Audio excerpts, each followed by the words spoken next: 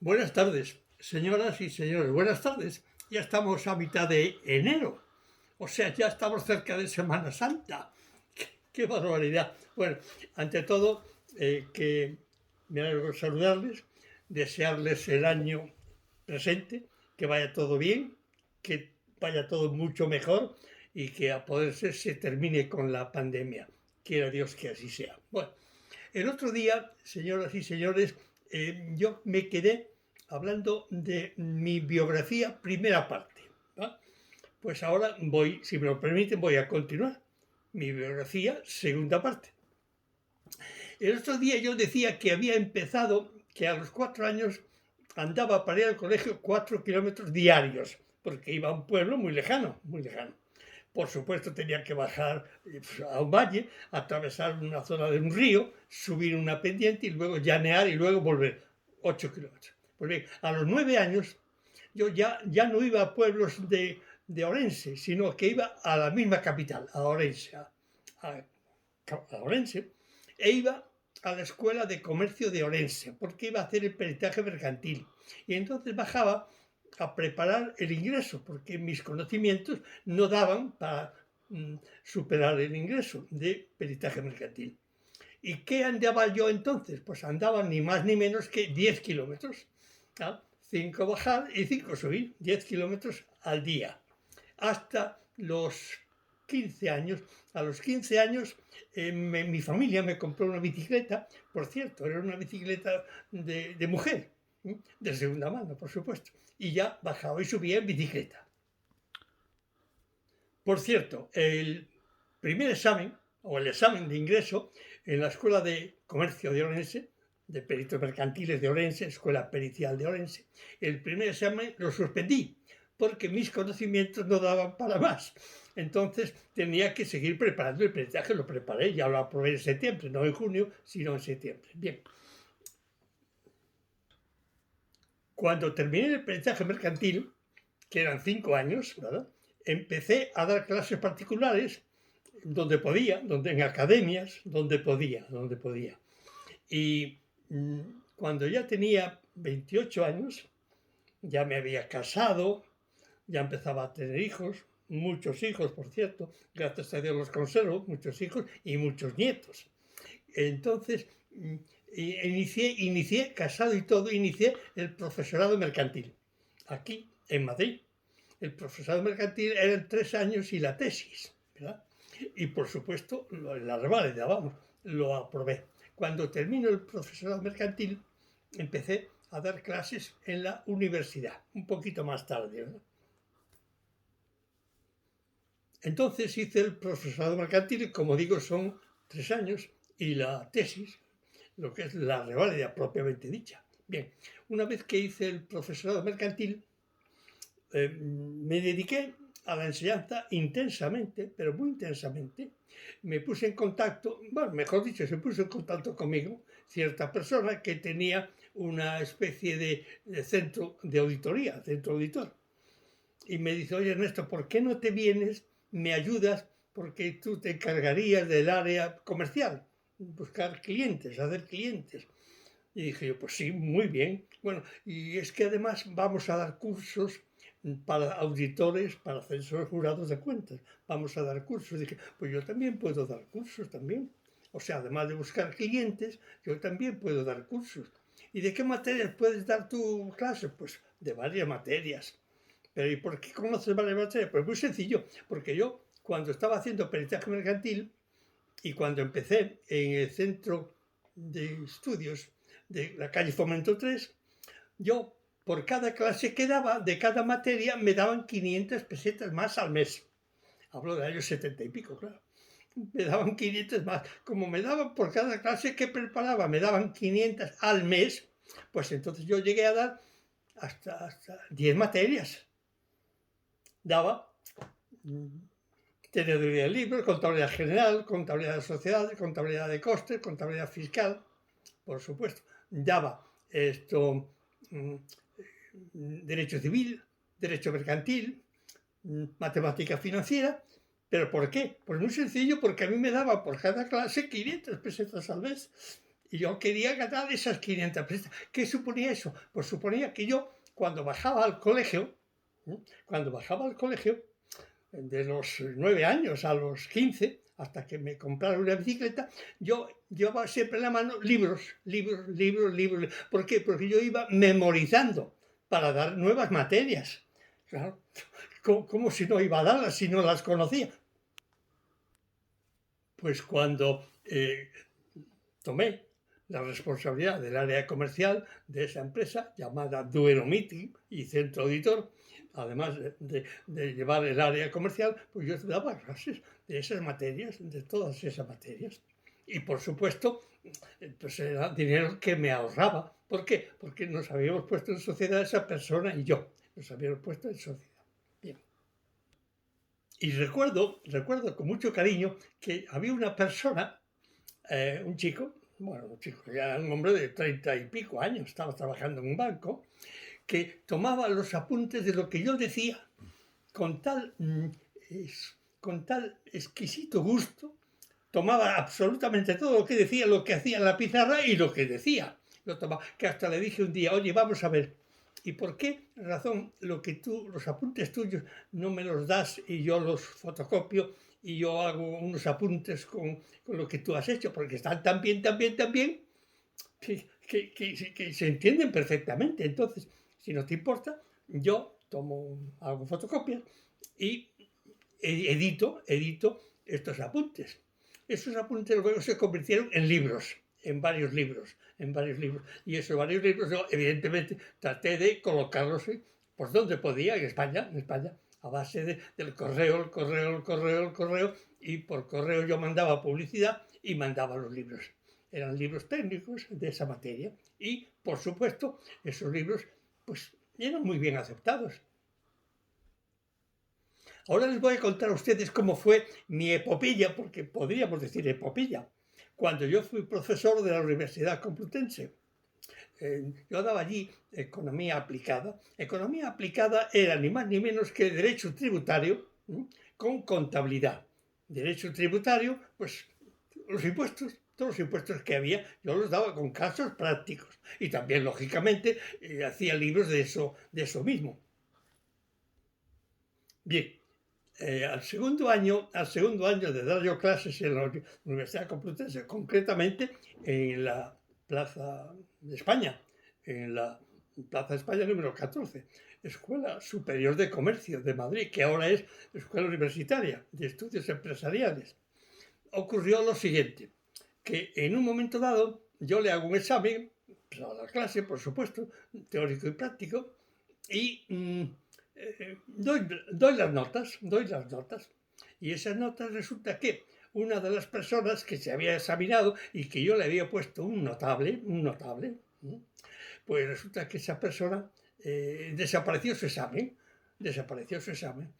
y yo no sabía por qué había desaparecido, hasta que me dijo, verá usted, mi examen no lo encuentra usted por un motivo, porque don fulano de tal, profesor del año anterior, pues me cogió ojeriza, me cogió manía, porque yo le denuncié que estaba escribiendo un libro, que luego nos lo entregó tarde, que eran unos apuntes, que no era demasiado bueno el libro, ni la impresión, ni el contenido, ni digamos, ni la enseñanza. Entonces desapareció el examen, claro. Para mí eso suponía una venganza. Me había hecho una venganza. Entonces yo le dije, un momentito. Yo le dije, pues voy a saber qué ha pasado, porque tú has presentado el examen. Además yo te he puesto nota, y una nota alta, un notable prácticamente. Quiero recordar que un 8 o cosas así. Ya me enteraré de lo que ha pasado. Total, me entero y efectivamente el profesor del curso anterior, del año anterior, pues había tomado el examen de la sala de tutoría, lo había tomado y lo había hecho desaparecer. Y en el acta había corregido el notable mío por un suspendido. Y dije, esto no puede ser. Y me dice este profesor, pero vamos a ver, Ernesto, ¿qué tanto interés tienes en este alumno? Pues, ¿cómo que tanto interés tengo? Que yo le examiné, yo le puse nota, le aprobé con notable y el examen no aparece y además aparece suspendido. Pero, bueno, ¿por qué te lo tomas así? El catedrático se llamaba Alfonso y el alumno se llamaba Amador. Amador, bueno. ¿Cómo que por qué me lo tomo así? Pues sencillamente es un alumno mío, yo le aprobé con nota y no aparece el examen. Pero bueno, deja ese tema. ¿Cómo que deja ese tema? No dejo ese tema. Tiene que aparecer el examen porque yo le quiero que efectivamente aparezca como aprobado y con nota notable. Total. Como no aparecía, le dije no. Escribí una carta al director de la escuela universitaria y le dije, señor Piñeiro, está pasando esto. Y me dice un catedrático amigo, oye Ernesto, que en la Universidad Complutense, no sé en otras, pero cuando un profesor dirige un escrito al director, normalmente ese profesor ya lo ficha. No es normal protestar. Si un profesor quiere hacer esto con un alumno, pues los demás se tienen que callar. Y dije yo, ¿cómo que se tienen que callar? Yo no me callo. Total. A mí me sorprendió tanto esa reacción del director de la escuela diciendo, bueno, vamos a ver, esto hay que arreglarlo. Y dije, no, el único arreglo es que aparezca el examen y que la nota se reponga mi nota, la nota que yo puse. Y entonces, como no se me hacía caso, empecé a enviar escritos muy documentados, pues nada más y nada menos que al subsecretario de Educación, en aquel momento de Educación Nacional, al ministro de Educación Nacional. Y por supuesto, pedí audiencia, pues nada más y nada menos que para ver a los grupos parlamentarios, a todos. Fui a la carrera de San Jerónimo, a donde estaban los grupos parlamentarios, en la Plaza de las Cortes, y empecé a ver a todos los líderes de los distintos partidos. Pero no me quedé ahí, ni mucho menos, sino que, por supuesto, ni más ni menos que dirigí escritos al rey, a la Casa Real, a la zarzuela, escrito, y además se me contestó. Dice, este es un tema, mire usted, es un tema que lo tiene que resolver el Ministerio de Educación. Y a todo esto que por aquel entonces vino a Madrid, le habían hecho doctor honoris causa al primer ministro de Portugal, a Cavaco Silva, Aníbal Cavaco Silva. Le habían hecho era primer ministro y le habían hecho doctor honoris causa por la Universidad de Madrid. Y yo sabía que él iba a venir, se iba a reunir el cuerpo diplomático, todo el cuerpo diplomático, lógicamente, que hay en Madrid, que se iba a reunir para darle pues, la condecoración. Para los que conozcan Madrid, sabrán que la Plaza de la Villa no es la Plaza Mayor. La Plaza de la Villa está en la calle Mayor, yendo por la calle Bailén, yendo hacia la calle Bailén, hacia el Palacio Real. Pero allí hay un edificio que se llama la Torre del Altozano, quiero recordar, no quisiera confundirme, la Torre del Altozano. Y en la segunda planta tuvo lugar, digamos, la imposición del honoris causa a Cavaco Silva. Y estaba, lógicamente, todo el cuerpo diplomático, prensa, por supuesto, y, por supuesto, estaba del gobierno, pues había varios ministros. También estaba pues, Fuentes Quintana, que era vicepresidente en aquel momento de las Cortes. Vicepresidente del gobierno, vicepresidente de Asuntos Económicos. Y en un momento dado, me levanto, pido permiso y digo, perdonen ustedes que tome la palabra, primero la pedí, como la mesa se quedó un poco estupefacta, primero la pedí, se quedó estupefacta, entonces yo empecé a decir lo que pasa. Soy fulano de tal, me pasó esto en la Universidad Complutense de Madrid, cuyo rector es Villapalos Salas, el señor Villapalos Salas, y intervinieron tales profesores, tal. pedí la palabra con la siguiente expresión: pido la palabra y me pongo bajo la protección real.